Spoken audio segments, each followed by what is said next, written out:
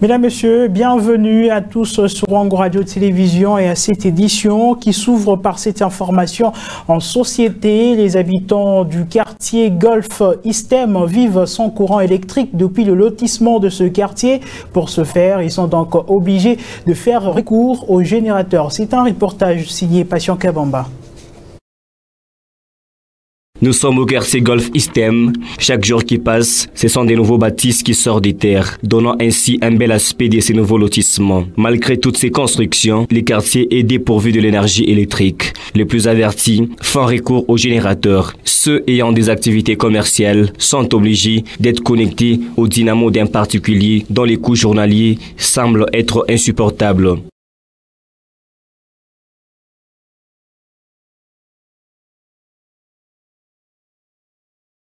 L'attention est tournée vers les décideurs.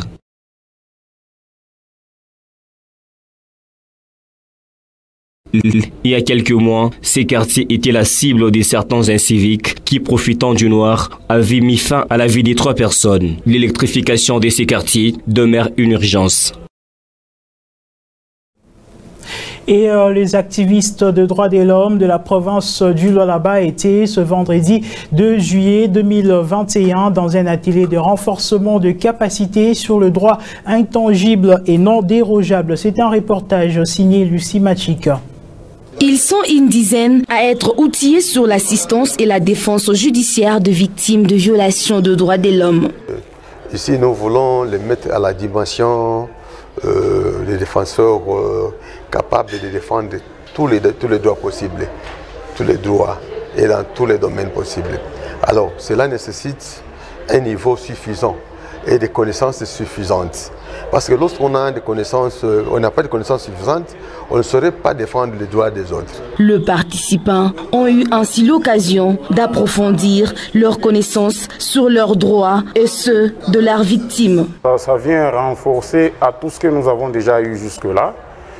Et pour qu'ensemble, avec tous les participants, essayer de pouvoir mener des plaidoyers pour que nos populations se retrouvent. Il y aura la mise en place d'un cadre permanent, lequel cadre on aura comme leitmotiv, c'est-à-dire répertorier tous les cas de violations en province, tous les cas de violations des droits de l'homme ici en province. Et nous sommes là pour apprendre comment défendre les personnes et connaître aussi nos droits, nos devoirs et nos obligations. Cette formation devrait leur permettre de mieux cerner le rôle du défenseur de droits de l'homme en matière de protection et de promouvoir le dit droit, ainsi qu'à mieux maîtriser le travail de terrain pour une meilleure défense et protection des victimes. Depuis un temps, de vidéos mettent en scène de travailleurs congolais et leurs agents de maîtrise chinois en pleine bagarre et ces vidéos deviennent de plus en plus virales sur les réseaux sociaux. Pour les experts en droit, ces mésententes sont dues à un manque d'organisation dans les entreprises. Suivez.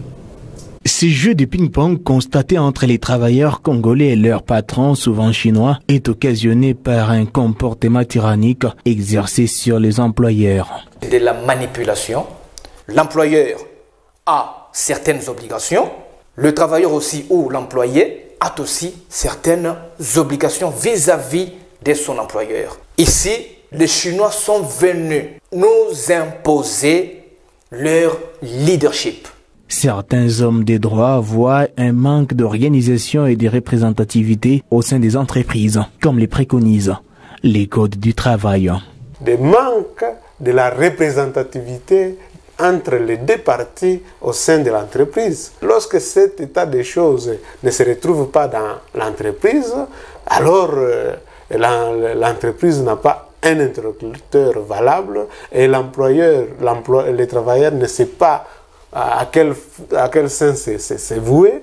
Dans ces conflits, les responsabilités sont partagées entre les Congolais et les autorités en place. Renchérit les hommes en droit. Les inspecteurs du travail à tous les niveaux, de prendre la chose en main de manière à recadrer la chose. Nul n'est censé ignorer la loi. Et au sein de ces entreprises, il y a des juristes congolais.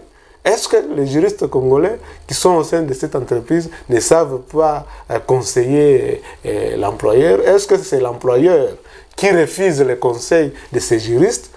Et en ce moment-là, il faut respecter la République démocratique du Congo. Depuis un temps, les bagarres entre les agents congolais et leurs agents maîtrises expatriés se règlent les comptes sur un terrain de boxe. En santé, cette fois-ci, le ministre provincial de la Santé, Jules Kabwit, a procédé ce vendredi 2 juillet 2021 au lancement de la campagne d'opération de la fistule obstétricale. C'était à l'hôpital général des références Mwangeji en présence de partenaires du gouvernement et des femmes victimes de cette maladie. Suivez. La fistule est évitable, traitable et guérissable. C'est en ces termes que le ministre provincial de la Santé, Jules Kabwit, a rassuré les victimes de la fistule obstétricale en lançant la campagne de l'opération de cette maladie devant le partenaire du gouvernement, le médecin et les femmes affectées par la fistule. Au nom du gouvernement, Jules Kabwit a appelé toutes les femmes touchées à se faire soigner gratuitement. Le gouvernement provincial lance un appel à toutes les femmes victimes qui souffrent de la fistule dans la province de Lualaba de venir se faire opérer gratuitement ici à l'hôpital général de référence de Mwangeji. Il a déjà pris la charge de tous les frais.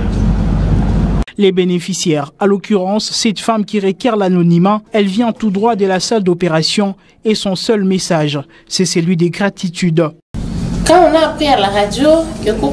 a appris à la radio sur les délais de la campagne, je me suis décidé de venir aussi pour être opérée. On m'avait bien accueilli. Puis, on m'a examiné et programmé le jour de l'opération.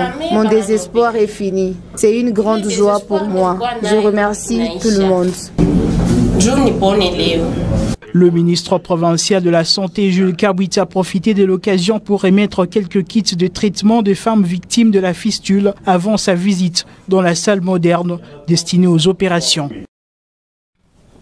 Et la coordonnatrice de la réserve stratégique a été reçue par le vice-gouverneur de la province du Lualaba. La délégation de Dadi Bidiafou est en mission au Lualaba pour échanger avec Fifi Masuka sur plusieurs projets d'ordre social. Suivez.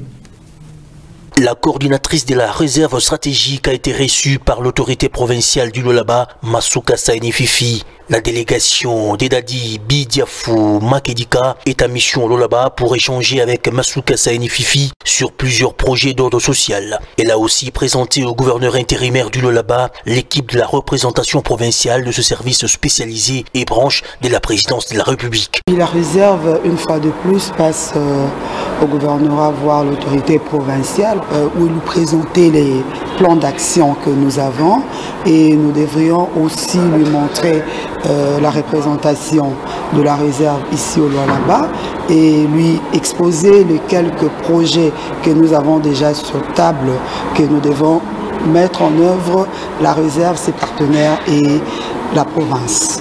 La matérialisation de ces projets s'inscrit dans la vision sociale du chef de l'État. Félix-Antoine Tshisekedi Tshilombo a confié à la presse le chef de la délégation. Comme toujours, Madame nous a bien reçus et Madame étant déjà dans la vision du chef de l'État, nous a promis de tout mettre en œuvre afin que ces plans d'action soient réellement exécutés et que la représentation de la réserve soit aussi implantée dans la province du Lualaba.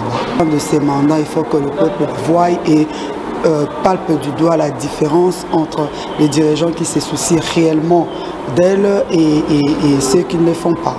C'est par une photo avec Masuka Saini Fifi qu'il rencontre a été immortalisée. Et le ministre national de l'enseignement supérieur et universitaire, Mohindo Nzangi, séjourne dans la province du Lualaba depuis ce jeudi 1er juillet 2021 et ce vendredi 2 juillet 2021. Il s'est entretenu avec certains étudiants avant d'être reçu par le vice-gouverneur Fifi Masuka. Suivez. Les étudiants debout, eux tous, sont attentifs au discours du ministre national de l'enseignement supérieur et universitaire Mohindo Nzangi. Cet homme d'État a aussi pris soin d'écouter les quelques doléances des étudiants de leur propre bouche sans intermédiaire. Nous avons payé la compte sans avoir vu la note circulaire, la première tranche ainsi que la deuxième tranche. Il y a une différence à une école ici que le Lubumbashi. On nous a demandé de se réinscrire cette fois-ci avec 20 $. Des plaintes dont chacune a une solution. Mohindo Nzangi et le professeur Kachala Kapalula y ont apporté de réponses. Après cet échange, la délégation du ministre de l'ESU et le responsable des institutions supérieures et universitaires se sont dirigés à l'hôtel de la province où le ministre Mohindo Nzangi s'est entretenu avec le vice-gouverneur Fifi Masuka. Sa présence au Lualaba est bien justifiée. Comme je l'ai dit hier, je suis venu pour faire un état des lieux des établissements d'enseignement supérieur et universitaire de la province de Lualaba. Je suis très heureux maintenant de parler dans ce magnifique bureau de la province de Lualaba pour remercier le gouverneur des efforts qu'il a fournis pour la construction des infrastructures modernes pour nos universités et instituts supérieurs ici. Le ministre de l'ESU a annoncé certaines dispositions qui seront bientôt affichées dans les différentes institutions supérieures et universitaires en rapport avec le paiement de frais académiques. Et après son séjour dans la partie est de la RDC, le chef de l'État Félix-Antoine Tshisekedi est de retour à Kinshasa depuis ce jeudi 1er juillet 2021. Pour rappel, le chef de l'État était dans cette partie pour compatir au malheur du volcan qui a frappé certaines familles de l'Est. Suivez. 3 semaines ont suffi au président de la République dans la partie est de la RDC, particulièrement au Nord Kivu et à Ituri, qui sont sous état de siège depuis le 6 mai dernier. Le président de la République s'y était rendu quelques jours après l'éruption volcanique du Nyiragongo pour une consolation et un réconfort aux victimes de ces sinistres. Bien avant ce second périple, le chef de l'État était à Goma, Beni, Butembo et à Bunia, où il a échangé avec les acteurs sociaux locaux, notamment le parti politique, les associations des jeunes et de femmes, la société civile, les autorités politico-militaires, en martelant le même message, sa détermination à éradiquer complètement les groupes armés qui endeuillent les communautés du Nord Kivu et Ituri. Le chef de l'État n'a pas manqué de s'exprimer à propos des bavures commises par certains éléments des forces de l'ordre pendant l'état des sièges. Pour Félix Tshisekedi, l'état des sièges n'est nullement une occasion des violations des droits humains. Au contraire, c'est une occasion de les protéger. Et sport à présent, le transfert de joueurs au sein de certains clubs s'active déjà. Le tout-puissant Mazembe compte payer le service des 2 joueurs de Maniema Union et le club de Kindu a déjà libéré ces 2 joueurs. Suivez.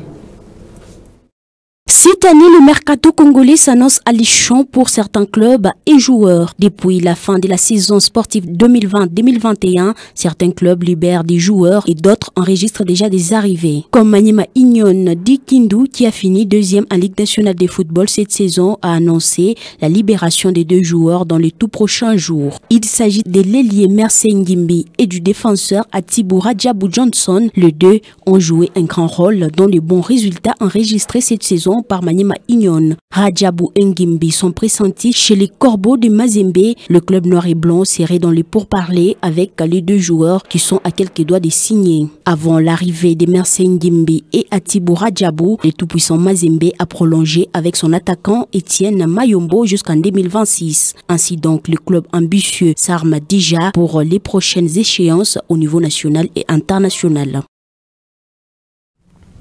Mesdames, Messieurs, c'est donc la fin de cette édition du journal. Merci à vous de nous avoir suivis. L'actualité reste en continu sur notre site internet. Excellent week-end chez vous.